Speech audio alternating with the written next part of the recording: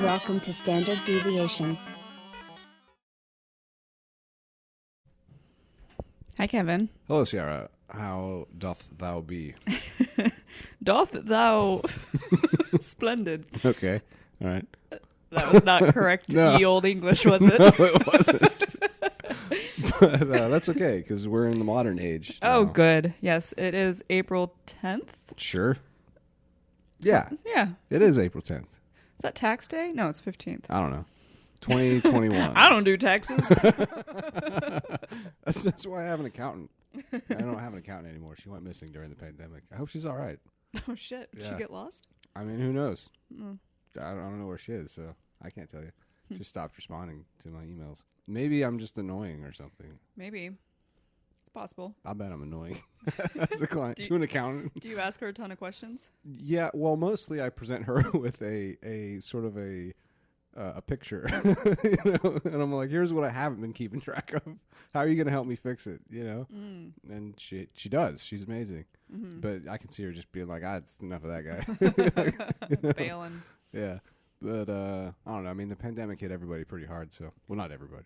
In fact, a lot of people did quite well during the pandemic. You know, like the rich. I can't complain. Yeah, I mean, I think I saw somewhere that billionaires, like, I don't know, doubled their cash or something. I know. And if you invested in the stock market, woo. Yeah. Man, last year I had a friend he's pretty like savvy with stocks and stuff, but he was telling me to get out like in March. He was just like, get out. It's all going down. And luckily I have another friend who I think is even more savvy with stocks. He was just like, no, just write it out. Especially because like most of the what I have invested in is tech stuff. He was like, I don't think it's going to be affected by it. And so glad I did, because the stock market is on fire. Yeah, which is kind of scary because It's not a reflection of the economy, no. that's for sure. It illustrates how different they are. You Yeah. know how the stock market is a net matrix of abstractions designed to maximize profit, whether it's tied to value or not. And some of it is tied to value. You know, when you have stocks that are soaring because of increased usage, like deliveries because people aren't going out, so Amazon's doing great, and food delivery, so you've got like, you know, Grubhub and Postmates and all that, Or just any delivery shopping. yeah, any delivery. Streaming services, of course, they're doing better because everybody's stuck at home, but then there's a lot of stuff that's not at all tied to usage or value, and it's just speculative. Then you've got meme stocks, which is a new thing. You've got things that are doing well explicitly because they're worthless. No. Well, come okay. on. Well, some of them, yes, but to be fair, no. You're right. Meme stocks are mostly logical, and They're overvalued. they're considered when they're- undervalued. They're considered to be undervalued and then they become overvalued when people catch on to the fact that they're undervalued. Right. Man, that whole thing. Do we ever talk about that on the podcast? Yeah, we did a whole episode on it. Oh. I was so mad. It was because I Oh, forgot that's right. already. Yeah.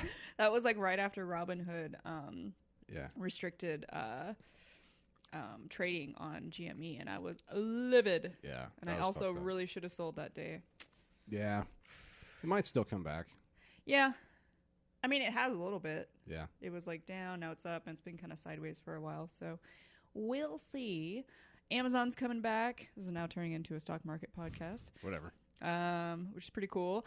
I believe they are coming back because they just voted on whether or not to have a unionize, and it was voted down. Yeah. So Yeah, inequality. No representation. I have a lot of mixed feelings when it comes to trading stocks for that Well, reason. this is why I'm the always stock rooting market for the companies to do the most evil shit so they'll make more money. This is why the stock market scares me so much in terms of like societal existential threats, because it really incentivizes you to not have morals. Right. You know? The companies are serving the shareholders. Yeah. Bottom line. And, and it encourages both to just abandon any semblance of ethics. Both of what? The shareholders and the companies. Oh yeah, totally. Because I started buying gun stocks last year, and it was a very strange moment.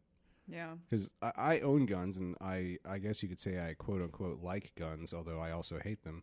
But I don't think there should be more guns, and I don't want gun companies to do well, you know. Right. But there I was buying gun stocks because they were doing well. Yeah, So that's what I did too. I piggybacked and made a little coin on it. And like that's the kind of thing that's scary, you know.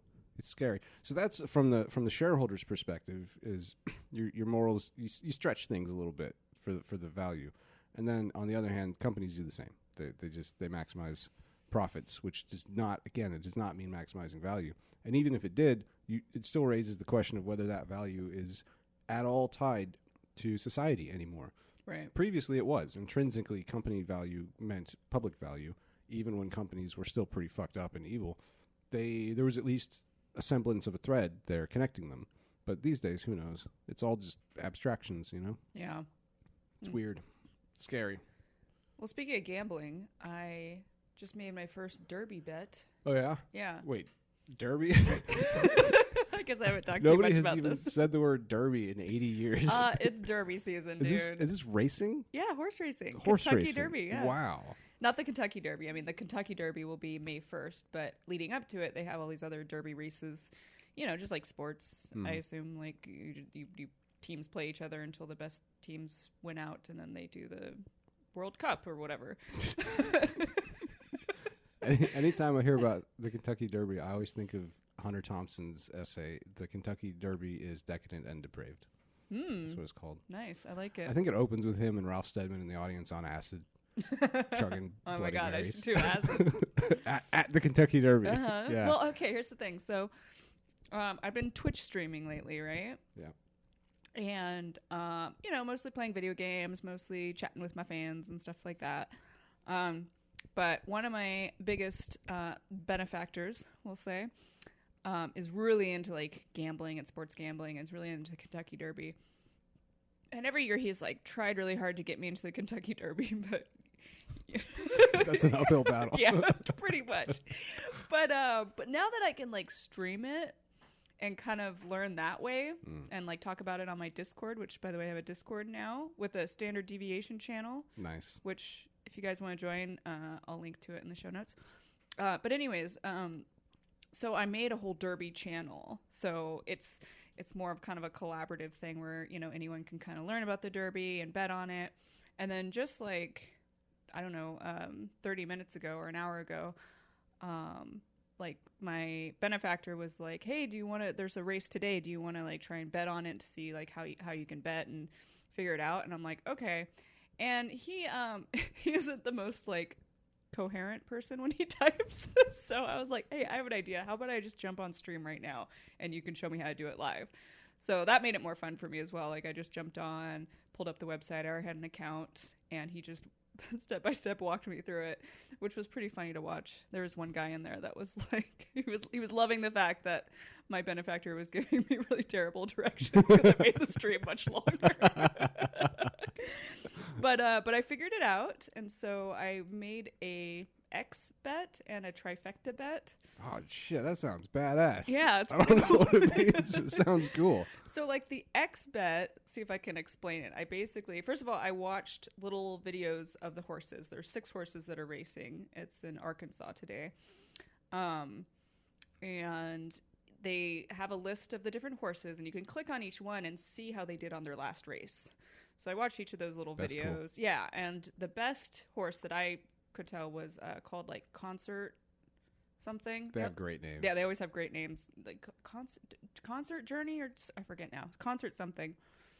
And then the second ones were like, gotta keep on forgetting them. Anyways, my X bet, as I bet a first place for Concert, and then I did 3 bets for second place. So it came to 3 bets in total.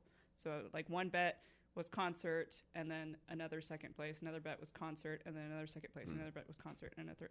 That's where I got really confused. Like they're trying to tell me I was making 3 bets, and I didn't understand how, because there were 4 horses, you know, at 2 places. Like how is this 3 bets? That took forever for me to grasp. And then the trifecta is basically the same idea, but you can vote first, second, and third place. So I made 4 bets that way. And and so we're gonna watch it live. That's why I was like, hey, we got a podcast at 3:00 because at 4:40 is the race, and I'm gonna stream that. Man, that's cool. I really think like that use of streaming is one of the best. Like when people have no idea what they're doing and they're doing something new, and they're just like, let's do it live. You know? Totally. Like that's great because you don't get to see it very often. Mm-hmm. But I agree. It's a lot of fun, and hopefully the viewers are like learn something too, and maybe get in on it. And there's Peter Levels, my arch nemesis.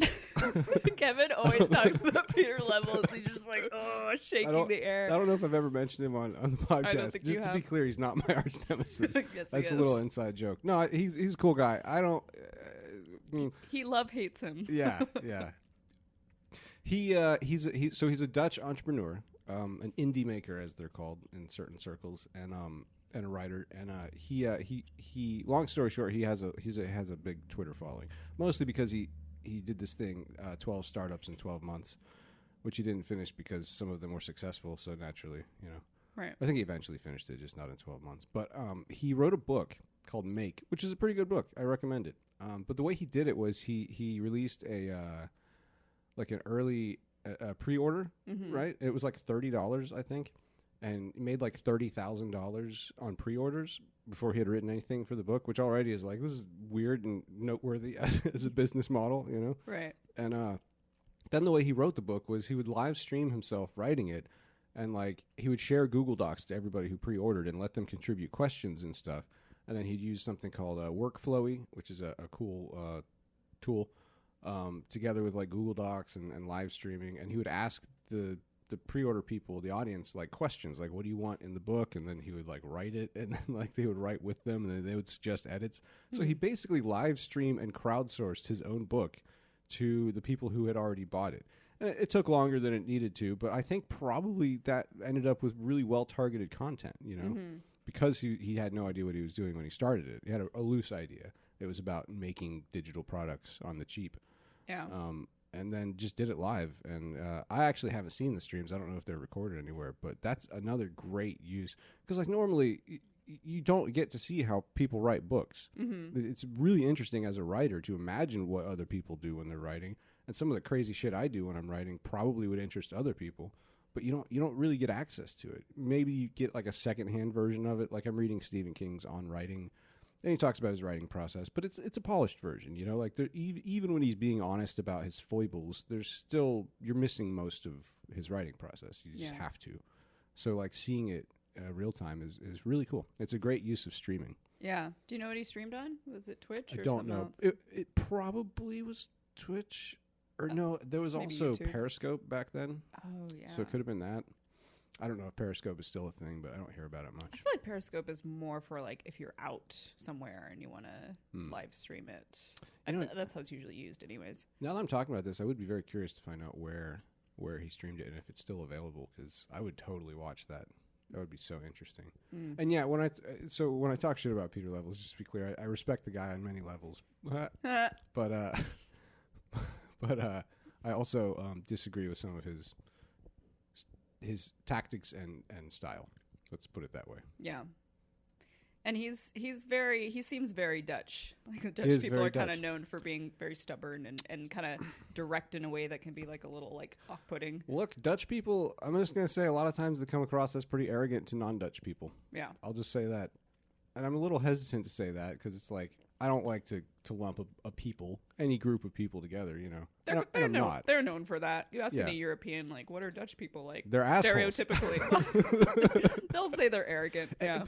And to be fair, like, this is, on my part, it still feels like sample bias just because I don't like, concluding anything about groups of people. I'm glad to hear you say everybody hates the Dutch. I didn't say that. Yeah, that's what she said. But from my personal experience, I've only interacted with a handful of Dutch people. I think they're all men, all Dutch men. And to the last, they have been overtly rude, like directly, very explicitly rude. Like they're making it a point before they sign off. Like, I am Dutch, so let's just get this out of the way. I'm an asshole. So I think, okay, just to push back on that a little bit, like I've been to Amsterdam a few times, and like I remember the first time I went around Europe, I went to like 6 different countries or something, and I went to Holland.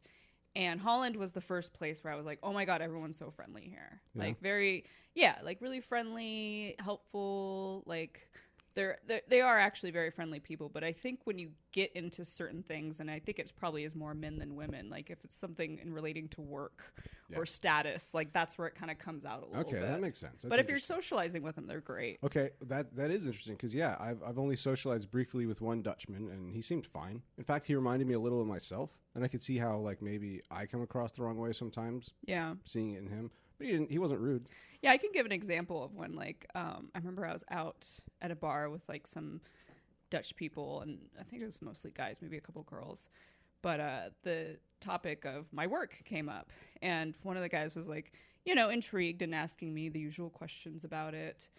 And I think he said something to the effect of like some kind of compliment, like, wow, that's really intriguing, like something about like wondering how I do it or something like that. And I'm like, yeah, guys are always like trying to figure out how they can do what I do. And he's like, no, I have no interest in that. Like very straight face, like absolutely not. I was like, okay, dude. Calm down. Yeah. And that was the only little like sort of arrogance that kind of tipped up. Otherwise he was fine. Yeah.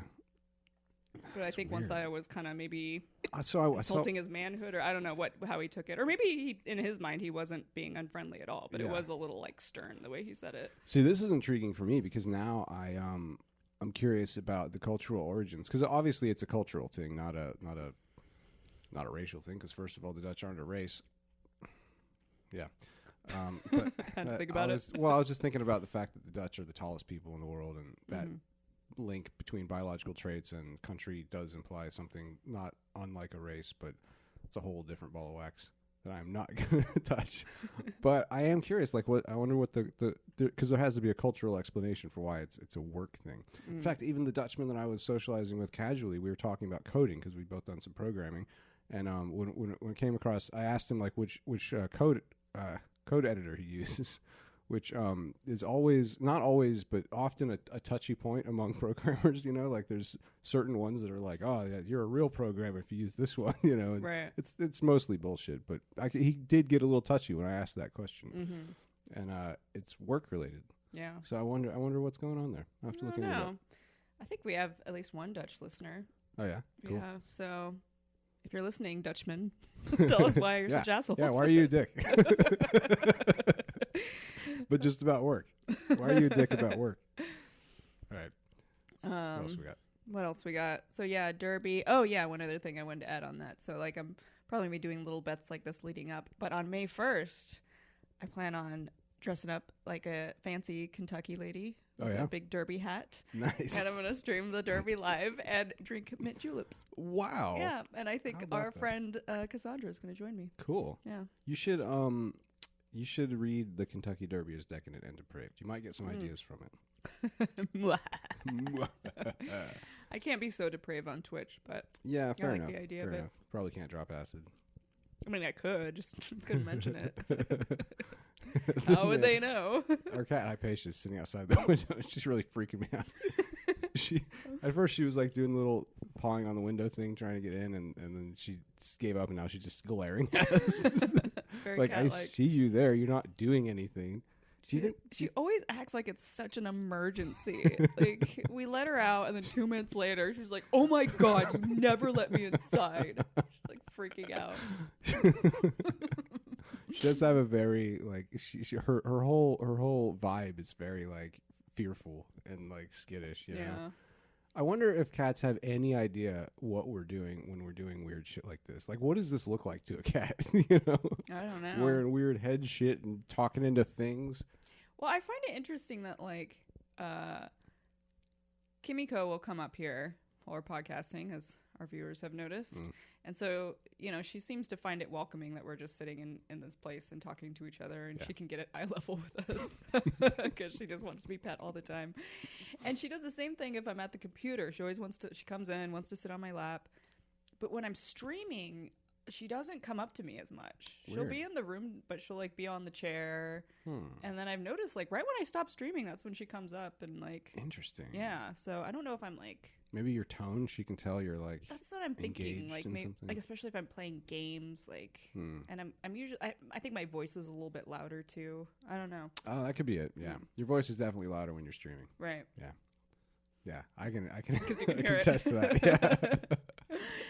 Yeah, you said you heard me the other day when I was talking about the gender dysphoria monster. Yeah. It's like that sounds like a really weird game. strange video game.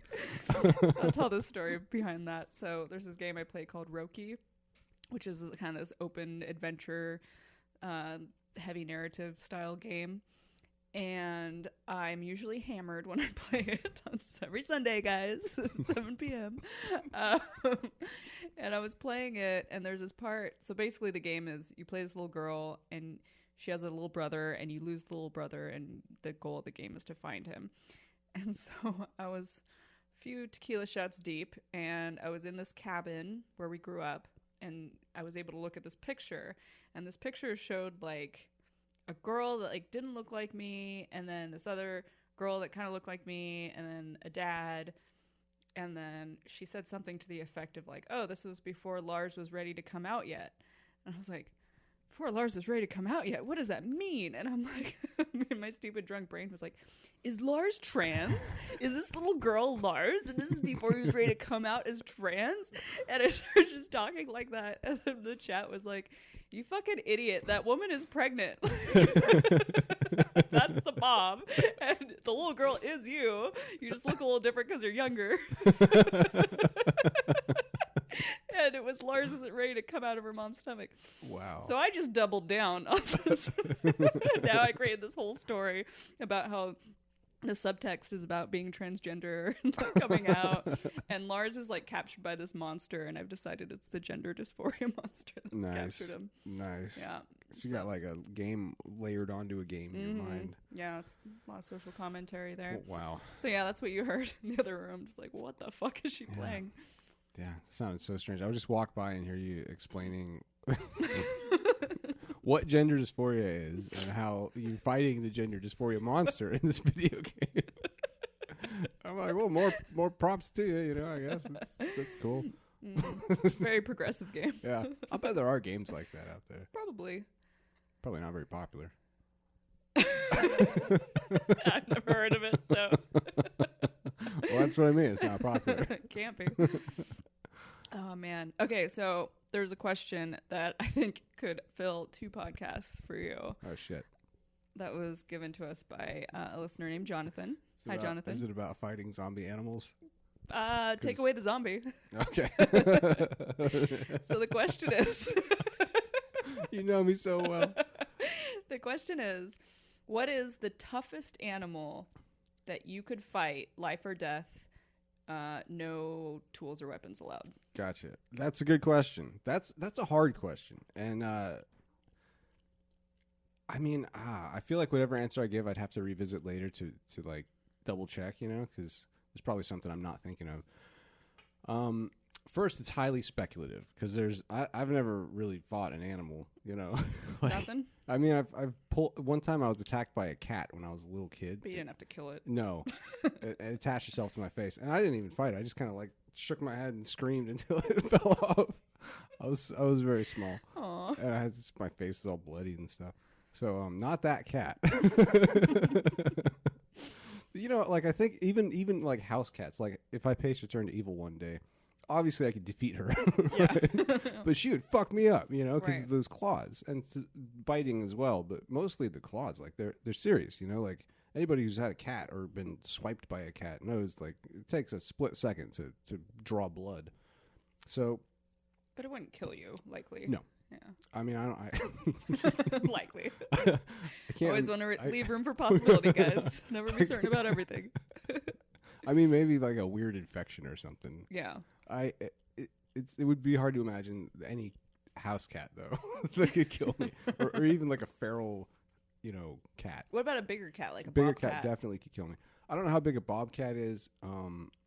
They're smaller, best Yeah. in terms of wild cats. So there's certain cats that I don't know whether it could kill me, like a bobcat, for example. If those are like bigger ones, you know, then potentially their claws would be large enough that if they got one lucky neck swipe, they could sever like a jugular or some artery or something, which is a normal cat can't do. So like something like that could happen, but then the question is, would that happen? So that may be like closer to an even match, you know, because then how would you kill it? Like I guess snap its neck or something? Yeah, my first focus would be eye gouges and limb breaks.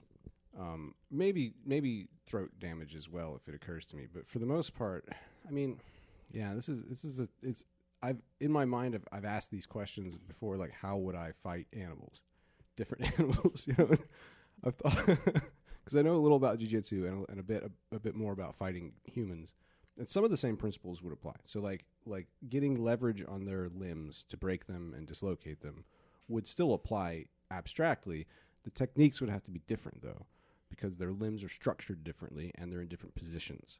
So, and a big part of jiu-jitsu is positioning. In fact, that's the most important part in terms of executing a finishing move, so to speak, which would be a limb break or choking them unconscious. Like just getting behind a bobcat in a fight, I almost wouldn't even try. Like to get a rear naked choke or something. Just the speed with which they can twist, right, and the flexibility of their spines. Like if you've ever seen those slow motion videos of cats falling and flipping to the right position, it's so fast that the idea of me trying to get a back mount or something on them, it's just like it's not worth it. Well, even just like trying to give Kimiko her medicine, like straight to her mouth. It's like the way she twists her neck so quickly. Crazy. Like I had to learn to sneak up on her when she was asleep and then like shove it down there before she was like awake enough to realize what was happening. Because if I waited any longer, like she'd just do this twisty shit with her neck, and it was so hard to get it like still. So I guess if I could fight a sleeping bobcat, that would make it easier. But even then, the question arises like, what would be the quickest, most efficient way to kill it, even if I did have like a second head start on it. But if I was fighting, I mean, realistically, so one of the very few things I know about fighting animals is that, kind of like with knife fighting, a key strategy or a key tactic rather, the strategy is protect your vital areas. The tactic is stick your forearm out of your non-dominant hand, facing with your veins facing inward. So in a knife fight, this helps because if you're going to get cut, you want to get cut away from the main arteries and veins and on your non-dominant hand. Same with like dogs. If a dog is going to bite you, you want to give it an easy target. If you just try to get away from it, you're going to lose and it may get your throat. So instead, you want it to see your forearm as an easy place to bite onto.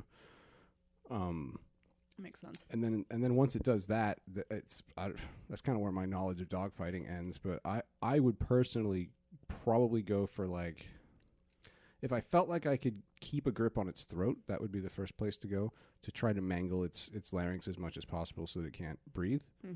I don't know dog anatomy well enough to know how to strangle it, which is so in jiu-jitsu or just fighting in general, there's a distinction between strangulation and choking. Choking is air, strangulation is blood.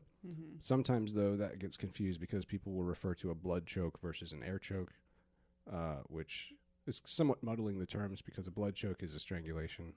Point being, I don't know where their main veins and arteries are well enough to know exactly how to choke them, or strangle them rather. But choking is pretty straightforward. If you get a hold of the windpipe and just smash it or twist it, break it, because it's pretty tough cartilage in there. If you can break a windpipe, then they've got maybe a minute or two of fight left. But then it's a question of whether I would really feel confident that I could keep that grip long enough to do that. Because, again, if they twist a little bit, you can just lose it. So if I had a dog, like, latched onto my arm, I'd probably go for eye gouges or maybe try to rip an ear off. Something, I don't know. I mean, I guess you could hurt them badly enough that the pain itself would be a deterrent, a factor. Yeah, like the police call painful techniques pain compliance techniques, which are actually humane because the alternative is breaking somebody's limbs or choking them unconscious. Pain is better in terms of, well, if you break their integrity. limbs, isn't that a pain compliant? I mean, it's a more It's not- extreme one, but you're not going to kill them. but it's to disable them in that case. Oh, okay. Like if I ever broke somebody's limb in a fight, it wouldn't be for the pain factor. It would be because then they can't attack me anymore. Like even with one broken arm, there aren't that many people in the world who could effectively defeat me. You know, with one arm. It's kind of like an electric fence. Like, it's not gonna hurt you or damage you in any like meaningful way, but it's enough to keep you away. The pain. Yeah. And I mean, also the pain is a factor. I mean, I have seen people continue fighting with broken limbs, mostly in MMA fights. Probably in shock, huh? Yeah, or Adrenaline. Yeah, or adrenaline, or just really tough. If it's a Russian, I'm just like, yeah, they're just tough. You know? Shouldn't fight them. Yeah. I think it usually is Russians. Russians got something else going on. I don't know. But and I think there's usually a strong wrestling background too among the people who continue fighting while injured. For some reason, wrestling just really toughens the shit out of people. They're just like, oh, just keep going. But you know, there's another strategy to use with animals. If an animal has bitten your hand, to try to reach down their throat, or like fist their throat, basically. Like this happened to my aunt actually. I think it was a pit bull that bit her hand. And she just made a fist and just shoved it down his throat as hard as she could, and it ran away. Oh, wow. Yeah. Isn't that how they catch catfish? That's like a By word. fisting their throats? Yeah. There's like a word for it. It's something people... Catfish throat fisting.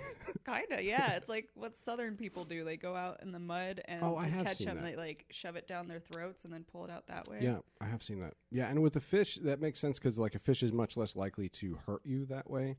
Like, so you might do it intentionally. It can hurt you, right? Right. I guess no not. Teeth or Right. Their little jaws, like even a big catfish, it's not gonna like gouge you or anything. Yeah, I don't think so. But it wouldn't be my first approach with an animal, you know, because those teeth and jaws, the jaws are so powerful. Yeah, especially a pit bull. So then back to the original question. Oh, man, it's so hard. I guess it's hard partly because you have to define like which sort of categories of toughness to consider. So like claws are a whole thing to consider. And they really raise the stakes because even a relatively minor, quick wound from claws could kill you, even setting aside the infection factor. If it's a lucky strike on an artery, then you could be dead in 8 seconds or so. Like even weird places too, like inside the thigh, there's some lethal artery locations that just a little nick, you got a few seconds. Well, we could say something like, let's say you get like 10 tries. Do you think you can defeat them like once? And I get healed in between, or no? I just mean like, because I mean, obviously, any of these animals could kill you, but let's just say, yeah, it's like a video game, and you have 10 lives. Like, what are the odds that you can kill the animal? That's at least interesting. Once? Yeah. That's an interesting question because I'm really good at learning quickly in repeat scenarios. Like we were talking I wasn't about. thinking about that. But that is an interesting layer. Yeah. I just assumed it was like the first time each time, but like you just get more chances. Yeah, if I can, if you could learn each time, yeah, that would be. Yeah, because like we were talking about laser tag last time, and I played 3 games of laser tag in a row in one day, and I started off terrible, and by the end I was easily the best out of the group, and that was just learning and adapting. So like 10 tries with a bobcat, maybe. I could kill it at that point. This is so speculative, though. Like I might kill a bobcat. What do you avoid speculation on this podcast? Yeah, that's fair. I guess I should just be clear just for anybody listening. I'll try to stop saying it, but this is all speculative. It's not like anyone could like prove you wrong. Like, well, what about that time that bobcat killed you? Liar. True. Another factor to consider beyond claws is jaws. So like primates. I don't know the distinction between like primates versus like gorillas versus apes. I don't know all the differences, but monkeys. Aren't they all primates? I don't know. I think they That's are. what I'm saying. I have no idea. But let's say primates then. They have amazing bite strength. Like, you know those, what is it, orangutan? You know the ones with the tall heads? I think gorillas. Oh, I think orangutans. Probably a lot of different monkeys. Well, the gorillas actually are just the big, beefy ones. Okay, yeah. But orangutans, I think, have the longer face. Yeah. Well, so most monkeys have small domes. Like, they have big jaws or a big, long face, but, like, the top part is it looks shaved down, you know? But there's some that have a very tall skull, which makes their bite outrageously powerful. And the way it does that is that skull rises to a central ridge, and then muscles connect through it and down through the jaw into what would essentially be the masseter in a human, and creates an extra elongated bite muscle. And by attaching to the jaw and then going all the way up like 6 inches above their head, where their brain, that's all extra bite power. So like if you think of how strong humans bite, it doesn't even compare. So like if they got a hold of your hand and bit it, you don't have a hand anymore, basically. Yeah. So that's an angle to consider. And I don't think any cats have anything approaching that kind of bite strength. Bite strength. They also have outrageously powerful arms. So like like chimps can just rip you apart. Yeah. So like that's a whole factor to consider. They don't have claws, but between the arm strength and the bite strength, good God. There's got to be a primate that is more comparable to like human level in terms of strength. Probably. I mean, a lot of primates. Maybe bonobo. I think they're smaller than chimps, right? I don't know, but a lot of primates don't get that big. So like, little monkeys, like those little Indian monkeys that you have all that footage. All right, we got it. A very specific size of monkey. Well, but then there's also like we haven't even talked about water animals yet. I know. Let's do it. Birds. So birds is an interesting one because I keep hearing about how like there's these enormous birds, eagles that they are big enough to carry away children and like goats. I've seen videos of. Oh yeah, I've seen goats. Eagles. I've seen goats, and it never occurred to me that they could take a child. But absolutely, if they could take a goat, yeah, that's horrible. Oh yeah, they steal children. Oh yeah, my God, it happens. So sick. Very small kids. Oh my Turn God, your back, can you an eagle comes and imagine? takes your kid. That's what it. if they snatch it right out of your arms? Oh, that'd my be God. horrifying. Yeah. Oh. I feel like that'd be a lot harder to do because instinctively most mothers would like clench. Yeah, and I bet the eagle probably can't tell the difference, like that's two different beings. I think it possibly. could. Maybe. They have excellent eyesight, and they're really good at object recognition too. Birds. Oh, okay. In fact, I've actually heard that crows. They figured out how many people crows can count. They did some experiment with like a mill house somewhere, and the crows would only swoop down and steal crops when it had counted that all 5 people in a given structure had left the structure. But if there were 6 people, then it would start making mistakes. So apparently crows can count up to 5 people. So the crows were hanging out and watching for 5 people to leave? Yep. It would count how many people went in and wait for that many to leave. Yeah. That's pretty cool. Birds are crazy smart. That's in their awesome. own stupid I way. love crows. Little bird brains. Yeah. Crows are cool. But yeah, so these giant ass eagles, and I mean when I say giant eagles, like really they carry, pretty heavy organisms away to eat them. They have like 6 foot wingspans in some cases, maybe more. And they have talons. They have the claw factor. Those fucking talons are vicious. And they have their beaks, So like a lucky eagle might be able to distract me with its claws while it pecks an eye out or something, and then fighting with one eye is especially difficult because keeping the other one open is difficult at that point because you're kind of just like, both eyes are squinty once you lose one. Right. But having said that, I still struggle to believe that a bird could just flat out kill me in a fair fight, like any right. bird. But that could just be because I don't know enough about birds. See, this is the thing that's difficult for me about the question is like I'm just thinking of animals that I could kill that would like fuck me up. Like at first I was like, ooh, a raccoon, because I hate raccoons. I was like, they got thumbs, they're pretty vicious, but a raccoon probably wouldn't kill me. Not likely. Maybe give me rabies or something. Yeah. But like. But just in like in one scenario, like a one event. Yeah. Fight. Yeah, exactly. Or I was thinking about sea animals, like maybe like a hammerhead shark, but that would be another thing. I'd probably just beat it until it swam away, and then in that case, no one died. Yeah. Then there's other sharks that you just don't really have a chance. Right. Great white. Great white. Yeah. I mean, although I'm sure there are people who have survived great white attacks. Probably, it's just the odds are not in your favor. Well, it's usually because the great white isn't actually trying to kill them. I guess. Or if I hear punching sharks in the nose is really effective. That's how that one surfer did it. I always figure just go for the eyes. Something like a shark. I mean, if you can, like if it's latched on, then you could just feel your way, assuming you're not underwater with like goggles or something. You could feel your way to an eye socket maybe and stick your thumb in. I don't know, though. It just seems... even then, you probably just end up damaging the shark to the point that it's like, oh, I'm not going to bother with this, right. And it swims away. Yeah. I wouldn't be able to kill it. Yeah. Even if it wasn't fighting back, I don't know how I would kill the shark with my bare hands. So probably anything in the ocean would be difficult. Well, I mean, not like a sea turtle. Or they would just go in their shell. Yeah, but I could just. I mean, I reach guess in you there. could grab in there and rip their heads off. Yeah. But like, what Yeah. SC turtle couldn't kill you. No. And it wouldn't. Yeah, they could. They're so nice. They are. Then there's also, we haven't even considered venom, right? Like, there's some venomous things. I was thinking about snakes. Yeah, snakes, maybe whether a snake in the water or on land. Well, there's snakes. I mean, snakes actually have probably some of the best odds of anything smaller than like a bear or a rhino. Because they're quick and it only takes one bite. Yeah. Certain snakes, if they get one bite, you're dead. Like I used to live in Florida in a marshy area near the water, and I almost never went down to enjoy the water because it was fucking infested with water moccasins, which are deadly. Like they can kill you. I had a roommate who had a Great Dane that was bit by a water moccasin, and it survived. But only because it was big enough to like absorb the poison. We took it to an emergency vet, and they didn't have any anti-venom because it's pretty rare, and they reserve it for humans first. So like even the emergency vet couldn't do anything. So we just kind of sat there and watched it for a while, and it gradually recovered. I tried to put a tourniquet on it when it first got bit, but then I realized like the vascular structure of a dog's legs doesn't really.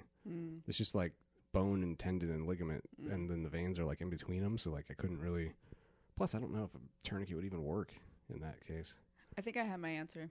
Oh yeah, I'm no closer. A 12-year-old boy. All right. Because I don't know anything about fighting. I'm pretty fucking weak physically. It depends But I on think the I boy. could take a 12-year-old boy. It depends on which one though, because like me as a 12-year-old, no way. A femboy. All right. Very effeminate 12-year-old boy. Small. Yeah. That's to be small. Small. I was a big 12-year-old, and I like to fight. Right. Like, that's the thing. It's like, I'm so weak, I feel like a good match is a 12-year-old. Yeah. It's just not just any 12-year-old. Small 12-year-old. Yeah. Or maybe like a typical 12-year-old. Yeah. I was typical. much bigger than typical. 12-year-old girl, game over. She's dead. Oh, man. Me at 12 years old, she's going down. Although 12-year-old me probably had like 20 pounds on me, so Yeah. I don't know. Maybe she would just sit on me to death. That's the thing, sitting on people. It's people sometimes think that's a safe way to subdue someone until help arrives or something, but sitting on people is deadly because of suffocation, Yeah. Well, you probably can sit in certain parts, like Yeah, there's I don't know. you got the main thing is if you're going to sit on somebody to Maybe like their thighs to and then hold contain their them. hands down or something. Yeah, it's a lot harder. Usually what happens is several people will sit on someone, like bystanders, against some random violent person. And, a couple minutes later, they're dead by the time the cops get there. Yeah. So really, if you're going to sit on somebody to contain them, you just got to really keep an eye on their breathing. And Well, the breathing is the main one. we're getting a little off the question. The question is, who do we want to kill? So this is Right. actually really good. Yeah, I mean, any animal that you can sufficiently pin down long enough to sit on their chest, just wait. Yeah. They'll probably die. Then there's the other end of the spectrum. There's these animals that like almost certainly I would have no chance, like a full grown polar bear. Right. Or probably any bear. Yeah, and part of me is like thinking, with some luck, there may be ways to defeat bears. With luck and very specific tactics, like arm bars, or a bear might be something you could potentially get their back. I just can't imagine staying on the back. Like you've got your arm around a bear's neck. If we're talking a full, like 10-foot tall polar bear, I feel like he could shake me pretty easily. Well, even like, what's the smallest bear? Like a black bear or something? I don't know. I mean, even just like the smallest bear, a fully grown one is still probably like no match for you. Yeah, because they have the claws. You're no match for them. They have the claws, the snout and teeth, which is like a dog, and the strength, and then the height, and like the distance between their legs and arms makes any idea about grappling very difficult, like targeting a limb or something. Because if I go for a leg, it just curl around because it's got 8 feet between its leg and its snout and just bite my neck or something. Or use its claws. But I mean, I think probably full-grown bears, probably all of them could kill me. Yeah. But then we're still back to the question of what could I kill? Yes. The toughest. So like, what's not as tough as a bear, But What about kangaroo? oh, that's a good question. I mean, Probably not one of the big. Probably not a red giant, but like Well- maybe because they come in all different sizes. yeah. Like a wallaby. Wallaby would probably be pretty easy. So I don't think it could kill you though. is a wallaby a kangaroo? They look like a miniature kangaroo, basically. But now that I'm thinking about it, I don't think they could kill you anyways. They can maybe like kick you and be like, "Ow, I got a bruise." But Well, That's about knowing, I guess this also it highlights the importance of knowing your enemy, because like kangaroos, I think most people aren't aware, but one of their main ways to attack is to bounce backwards on their tail and then use their legs to kick upward and gouge. disembowel. Yeah, they go for the gut with really long claws on their toes. yeah, And if you're just going into a kangaroo fight not knowing that, then it would have the advantage, and it could tear your guts out yeah. before you knew it. If anyone listening hasn't seen footage of that, it's pretty cool. They do literally just balance on their tail for a second while they kick forward. And for some reason, kangaroos are also really good at strangulation, like fighting each other or other animals. They'll actually get each other into what looks like a headlock, but they have their arms, which are fucking buff a lot of times. They have like Yeah. really big arms. And they'll just they'll get under the throat, under the neck, and strangle their opponent to death, which is interesting. Like I don't know any other animal that does that, and it could just Maybe. be an instinctive like trying to hold it in place and accidentally strangling it. But it looks like they know what they're doing. Maybe another primate could do that. Yeah. I mean, mechanically, lots of animals could, But but do they? yeah, I just don't see it very often. What about an alligator? I feel like an alligator I'd have to handle pretty much like a shark. Like maybe I'll make it out if I punch it in the face a bunch and gouge its eyes. But God, they could do that death roll. Yeah, if you that's- get on top of them, they there's- could just like. yeah, their strategies are so different. With an alligator, that's the biggest concern, is that they just pull you under the water and roll around on the bottom Let's just say it's on land, until you drown. On land, the odds are much better. right? Still hard to say. I feel like if it's a reasonable size, then I could probably get out with like maybe missing a limb or something. I could see an alligator taking a leg off or an arm, but for sure. but on land, if there's no water to drag me to and drown me, then I feel like I could probably assault it enough that it would just go, I got a foot, I'm good. You know, I got just it. eat, just eat okay. one of my feet. So- it's like, all right, I'm full. So you wouldn't kill it. Oh, I keep forgetting where. Has to be to the death. Right. I'm just Someone thinking of has to die. survival. You know? Like, kill it. Because I feel like it would be tricky to kill. It has such thick skin. Yeah. So the challenge would be, okay. Yeah, I think I could. With an alligator, I would try a rear mount. So if I could get away from its jaws or out of its jaws, assuming it got a hold of me first, then I would try to stun it with enough head strikes as possible, get to its back, and then just mash its head in, probably using like Muay Thai style elbow strikes downward. The risk would be breaking my own arms in the process because I don't know how tough an alligator's head is. I do know their brains are tiny, so if I could correctly target the cranial cavity, then it shouldn't be too hard to either break through the skull if it's not too thick, or to give it enough concussions that it's effectively brain dead, and then at that point just, cut it apart. Well, I guess I can't cut it apart. I have no weapons. Right. Well, let's say after it's dead, then you can whatever. Yeah. You can get weapons and do whatever you want with it. Another angle to consider is, let's say I knock it out and I've got like seconds to work with. Like, what do I do to disable it and kill it? And my first thought was pry its jaws apart and just tear its jaws like loose. Yeah, I wonder for how its easy head. that would snap. Probably be pretty hard. I imagine You could probably get your foot on like the bottom jaw. that's and what I was then, thinking. Like if push I it could forward. get over it, yeah.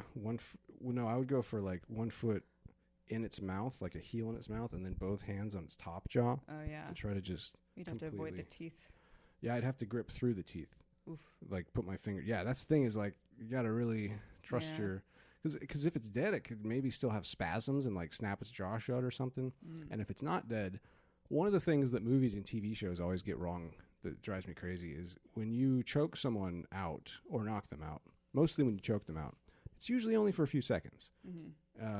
Like when I watch jiu-jitsu matches, if somebody's choked unconscious, usually they're back within 10 seconds. Sometimes a little longer. Don't really see that in movies. No. It's like, oh, he's fine. Yeah. He'll just wake up 2 days or something. Right. But no, it doesn't, because all it takes is for the blood to come back to your brain, which is seconds. So with an alligator, though, but if I knock it unconscious, that's different because that's a concussion. So then just adding multiple concussions on top of that with like stomps and elbows would probably kill it. Yeah. All right, What's we got another it. animal? Alligator. I don't know though. Well, you see the potential there. Yeah, but in Maybe its not- habitat, those odds go down. Like in the water. Well, they're not always in the water though. Yeah, What about a crocodile? They're bigger. I don't think they are bigger. Oh, they aren't? I thought alligators were like had the longer, skinnier snouts. No, I think that's crocs. Oh, okay, maybe I'm getting them mixed up then. Yeah, I think crocodiles are. I don't know the size differences. I always thought of crocodiles as smaller, but they have like sharper teeth and pointier snouts. Right. The behavior would be different, I think. Well, I thought the pointier snout one was also smaller. Yeah. But I think it's crocodiles. I could be wrong. I'm not wrong. Because I'm from Florida. We know things about alligators and crocodiles. Florida has actually quite a problem with exotic, dangerous animals because of people importing them as pets, often illegally. And then they're like, man, this crocodile is a pain in the ass. I'm just going to let it go. So they let it go. And in places like the Everglades, where it'll start crossbreeding with other local animals. And then you've got like killer croc outbreaks in Florida that are like African crocs that were sent over as just like, hey, look at this cool pet I have now. And then you let them loose and they're just like a whole different. Oh, then there's giant snakes, like not poisonous ones, but like anacondas. Ooh, like a python? Yeah, or pythons. Oh man, that's a whole thing. That's a tough one because if it really wants to like squeeze you, it can move pretty fast. Yeah, if I wasn't, if it got the jump on me and just like got a hold while it was hungry. Yeah, I saw this crazy video. I think I showed it to you. It was this woman, and she was like letting a snake out. That was some kind of squeezy. A constrictor. Constrictor, yeah. And I guess it was hungry or something, but she opened the cage and someone was filming it, and this snake just immediately wrapped around her arm real tight, and she was starting to drip blood. Oh. And it was kind of crazy because she was staying really calm. She's obviously handled snakes a lot, so it wasn't like her first rodeo necessarily. I mean, I don't know if that had ever happened, but she was at least familiar with snakes. And so she was it was kind of weird because she was like, all right, let's, kind of navigating the situation with someone else that was trying to help her, but she didn't want to hurt the snake either. Yeah. And so it was a pretty scary video. Yeah, that shit's scary. I grew up with snakes. My brother used to keep snakes as pets, and we had pythons, and they were just small enough that they were never a threat. They never even tried to. We had other snakes like rat snakes, I believe they're called, red rat snakes specifically, and others that were occasionally hostile. They were kind of unpredictable. They might bite you, which is scary. Even if it's a snake that's not poisonous and can't kill you, it's scary to have a snake latched on. Yeah, Oof. Yeah, you bleed for sure. Oof. And it's just creepy. Yeah, like when you've got a snake biting you, it's like, it's like a whole different goosebump thing. But the pythons never remotely were interested in biting us because they knew they couldn't eat us. Right. And you're probably keeping it well fed anyways. Yeah, it was well fed. Yeah, always well fed. There was one in particular, I think his name was Jake. I don't know. But and they would wrap around like your arm, but they were so small that they weren't hostile, because usually snakes will if they're well fed, then they know better than to bite something they can't digest in one gulp. Right. So there's usually no threat. They just size you up and be like, nah. Yeah. I hear that snakes and other are snakes reptiles? Yeah. I hear that reptiles will take the size of their container. So like if you have a small snake and then you just put it in like a larger habitat, it'll grow. Yeah. Like a bigger aquarium. It'll grow to fit the aquarium. Yeah, that's I had an iguana growing up, and then my cats killed it. Yeah. But we went to get another one, and it was one of those things. Like the first one I got, they're just like, yeah, here you go, give us money. And the second time, there was like a woman working at the pet store that actually told us about iguanas, right. And convinced us not to buy one. And but yeah, I remember she said that. She's like, if you keep it in a little tank, they'll stay that size. But it's not a really happy life for an iguana to not grow up. And if it does grow up, they get fucking huge and they're kind of mean. You have to handle them every day or they will just like whip you with your tail. And they have like a little serrated kind of tail and can fuck you up. Man, reptiles are weird. Yeah. Just the whole idea that it'll take the shape of its container or the size. Yeah. That's just bizarre. That is really weird. They're so morphable. Ooh, we gotta watch. I started watching The Octopus Teacher or My Octopus Teacher. Have you heard of that? It sounds corny, right? It sounds kind of cool. It's really cool. It's about this free diver that like basically makes friends with an octopus. Really? Like goes and visits it like every day to the point that the octopus starts like trusting him and like touching him and like Neat. we gotta watch it. Anyways, there's this one scene where it's kind of sad because he develops this relationship with the octopus, but he believes like he shouldn't interfere with nature or anything like that. So one time he's there and the octopus gets attacked by one of its predators, some kind of fish. And he's like, oh, I want to save it or help it or shoo the predators away, but I really shouldn't do that. And so he watched one of them like basically get one of her legs, and then later it grows back. Wow. Yeah, it's pretty wild. That is dope. But yeah, we should watch that. I've only watched the first few episodes. I'd be curious to see that. It reminds me of some nature documentary like that I saw that was narrated by Pierce Brosnan. Mm-hmm. Does that sound familiar? Is that the same one maybe? No? I don't know. No, this is the guy that is the freediver. He narrates it all, and it's just some dude. All right, so we've decided. As far as I know. So you've decided alligators is the answer. For you. For me, it's a 12-year-old child.